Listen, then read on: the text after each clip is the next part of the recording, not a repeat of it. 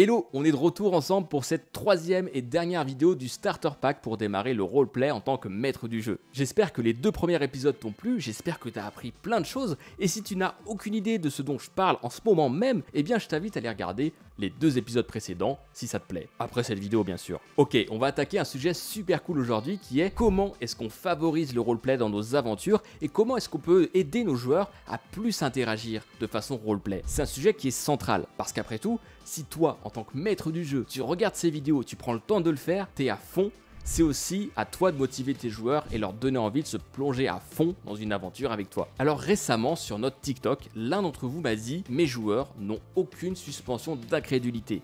Il n'y a aucune autre émotion que le fun et ça me tue. La suspension d'incrédulité, c'est le fait d'accepter de vivre une fiction comme s'il s'agissait de la réalité, afin de mieux ressentir ce qui pourrait être la situation évoquée. Par exemple, quand tu regardes un film de fantasy, tu sais très bien qu'un orc ça n'existe pas, à part dans l'océan. Mais tu mets ça de côté pour profiter du film. Donc forcément, si tu es maître du jeu et que tes joueurs remettent tout en cause, tu n'as que deux choix possibles. Soit tu prends un moment hors roleplay pour cadrer les choses et de dire voilà, ok pour du fun à fond, on est là pour s'amuser, mais le but c'est aussi qu'on vive une histoire. Et donc tu décris tes attentes et ce que tu as envie de faire. Soit, opinion impopulaire je l'entends, mais il faut changer tes joueurs, tout du moins ceux qui déclenchent cette ambiance-là. En fait, c'est tout à fait légitime. En tant que maître du jeu, c'est toi qui organise la partie. Tu dois donc aussi passer un bon moment. Il y a certaines personnes avec qui on s'entend super bien dans la vie, mais dans un roleplay ou certains types de jeux, ça ne passe pas. Et c'est comme ça. En tant que maître du jeu, on peut vite se mettre la pression pour faire de super parties. Ça m'est souvent arrivé de sortir un peu déçu, un peu frustré de la session parce que je ne suis pas parvenu à obtenir ce que je voulais. Et puis, en créant Questmaker, ça m'a amené à réfléchir à plein de sujets, notamment celui-ci. Certes, en tant que maître du jeu,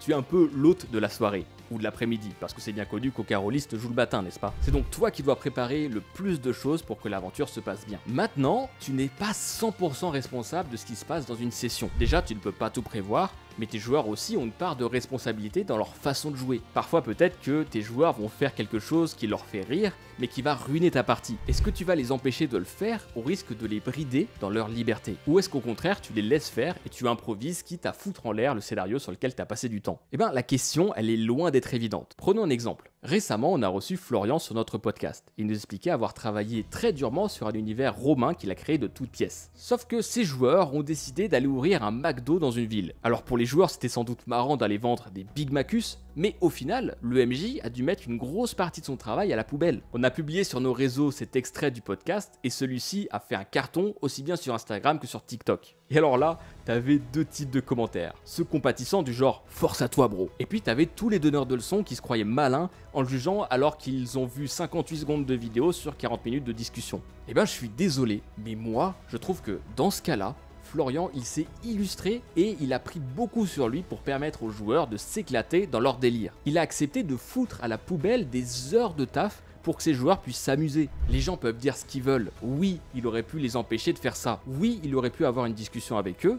Mais pour Florian, ce qui comptait le plus à ce moment-là, c'était avant tout ses joueurs. Et moi, j'avoue, c'est un truc qui me casse les couilles parfois dans la communauté roleplay. Je ne comprends pas pourquoi des gens viennent à faire des débats de ouf, limite virulents sur un jeu. Est-ce que je suis en train de dire que tu dois sacrifier toute ta partie pour faire plaisir à tes joueurs?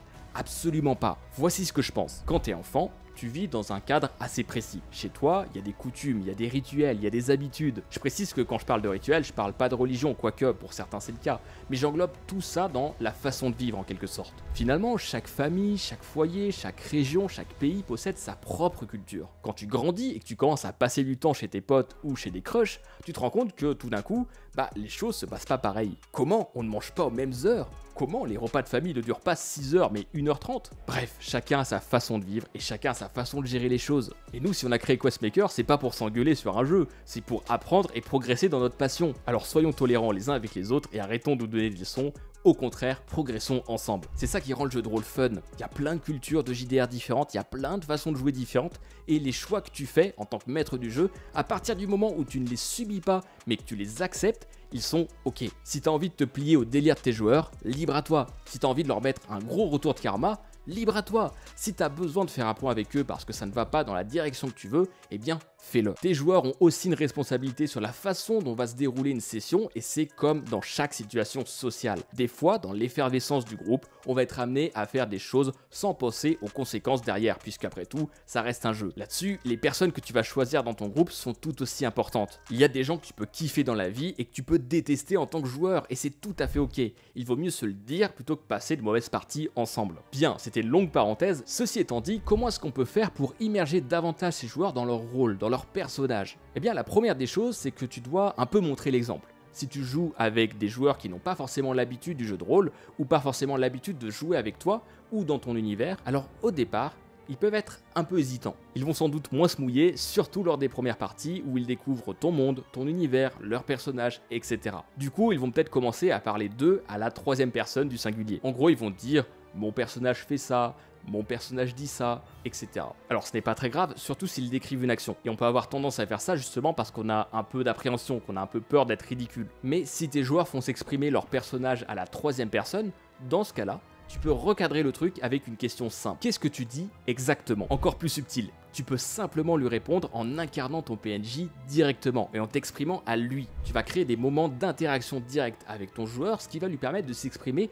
au nom de son personnage et de commencer à l'incarner de plus en plus. Le but du jeu, c'est de rentrer petit à petit dans un état de flow, où les conversations et les actions sont fluides et cohérentes entre le caractère du personnage, le statut social de l'interlocuteur et l'univers dans lequel vous vous trouvez. Alors, n'aie pas peur, vas-y et accompagne tes joueurs dans cette direction. Plus tôt tu le feras, plus vite tu montreras l'exemple et plus vite tout le monde sera à l'aise avec cet exercice. Maintenant, on va parler de ça, ce petit objet que tu connais bien. Quand on pense au jeu de rôle, on pense tout de suite au lancer de dés et surtout à ces dés un peu chelous qu'on peut utiliser, comme des dés 20, des dés 100, des dés 10, des dés 4 par exemple. Mais je me rappelle que, en tant que maître du jeu débutant, j'avais vite tendance à me cacher derrière mes lancers de dés. Alors vu leur taille, j'y arrivais pas trop, mais du coup, c'était le drame.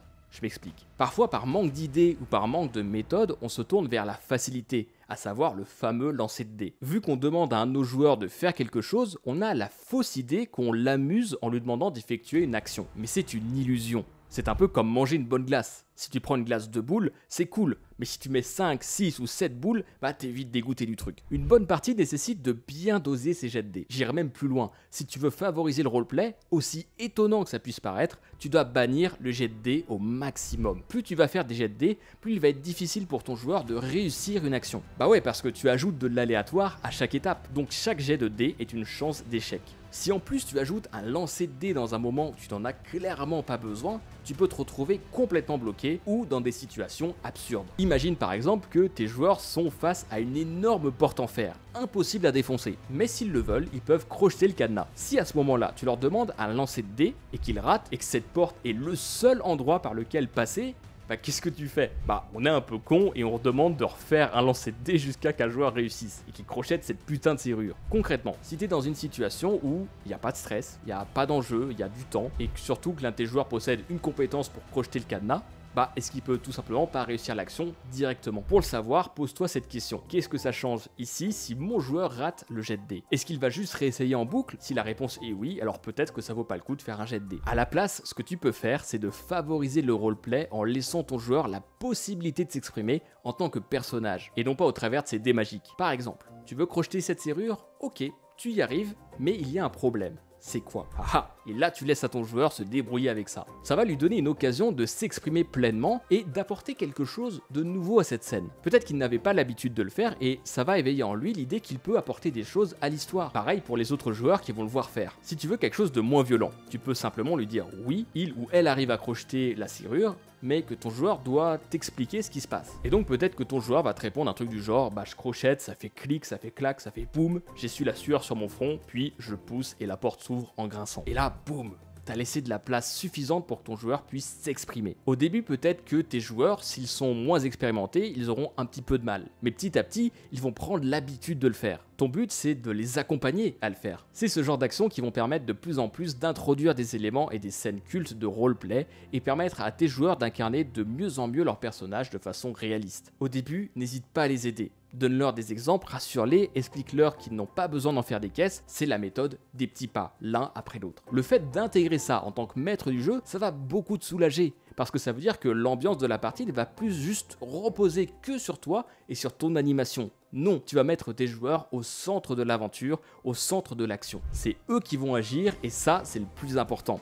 En plus de ça, ça va te donner de la matière pour ta narration et t'apporter plein d'idées pour la suite. Peut-être même que vous allez développer des private jokes et que tu pourras ajouter des easter eggs de temps en temps. Et ça, c'est super fun et les joueurs adorent ça à tous les coups. Sauf s'ils s'en souviennent pas, mais ça, c'est un autre problème. En bref, en tant que maître du jeu, garde toujours ce principe fondamental en tête. Le but d'un jeu de rôle, c'est de faire ressentir à tes joueurs que sans eux, sans leur présence et leurs actions, le monde dans lequel ils sont intervenus aurait été différent. Si tu arrives à leur faire ressentir ça, t'as tout gagné. Voilà, on arrive à la fin de notre starter pack pour démarrer et faire ses premiers pas en tant que maître du jeu. Reste un petit peu, j'ai encore quelques petits trucs à te dire. Déjà, j'espère que ces vidéos t'ont plu. Si tu n'as pas vu les épisodes précédents et que t'as aimé celui-là, bonne nouvelle, tu peux aller voir les autres tout de suite. Les liens sont en dessous de cette vidéo. Alors évidemment, on aurait pu parler de millions de trucs supplémentaires, mais on peut pas faire des vidéos de plus de 3h30 non plus. D'autant plus que j'essaie de faire ces vidéos non pas pour m'adresser à des maîtres de jeu bien spécifiques sur un type d'univers, mais au contraire te dire que ces principes-là, tu peux les appliquer dans toutes tes parties, quel que soit l'univers dans lequel tu veux évoluer. Rappelle-toi maintenant que le plus important, c'est que tu passes à l'action et que tu joues. Programme une partie avec tes potes et lance-toi, n'aie pas peur. C'est dans la contrainte que la créativité s'exprime le plus. Et puis tout ça, c'est pas fini. Déjà, si tu veux te lancer et que tu ne sais pas du tout par quoi démarrer, et en dessous de cette vidéo, je t'ai mis un lien vers un de nos guides qui te donne plein d'astuces et d'idées de jeux pour démarrer. Ensuite, si tu as envie d'aller plus loin et de progresser en tant que maître du jeu, tu es au bon endroit. La mission de Questmaker, c'est de t'aider à créer de nouveaux scénarios, à aller plus loin dans ceux-ci. Et pour ça, tu peux découvrir tous nos guides sur notre site, tu peux t'inscrire à nos cours en ligne complets, et si tu veux un avant-goût de ce qu'on propose, je te recommande ceci, la bibliothèque de PNJ. C'est un livre de 100 pages qui est facile à lire pour t'apprendre à créer des PNJ mémorables. Le gros avantage, c'est qu'il n'est pas cantonné à un univers. Tu vas plutôt y trouver des profils psychologiques de PNJ à créer, avec des infos sur son caractère, sa personnalité, des conseils sur comment le jouer en tant que maître du jeu, mais également des idées sur ses secrets et ses faiblesses cachées, ainsi que plusieurs façons de le faire évoluer au travers de ta campagne. Si tu veux ce bouquin, tu peux soit le retrouver en version physique sur Amazon, soit au format broché, soit au format relié. Ici, c'est le relié que j'ai avec la couverture dure. Et si jamais tu veux une version e-book, que tu veux l'avoir tout de suite ou que tu veux voir ce que ça donne avant de l'acheter, tu peux récupérer une copie numérique gratuite. Tu as le lien en dessous de cette vidéo et tu recevras ce bouquin en format e-book dans les 5 minutes qui suivent ta demande. Si tu le lis, j'espère qu'il te plaira. Moi, je me suis bien éclaté à le faire et tu verras si tu aimes bien le ton de ces vidéos, c'est exactement le même que tu retrouveras ici. Maintenant, tu sais tout. J'espère que tu t'es bien amusé dans ces vidéos. Nous, on a pris beaucoup de plaisir à les faire et surtout, n'oublie pas. Il n'y a pas de bonne ou de mauvaise façon de jouer. Et je dirais même qu'il n'y a que des bonnes raisons de s'amuser avec ses potes autour d'une bonne partie de jeu de rôle. Maintenant, si tu as envie de continuer ta progression en tant que maître du jeu, va voir cette vidéo.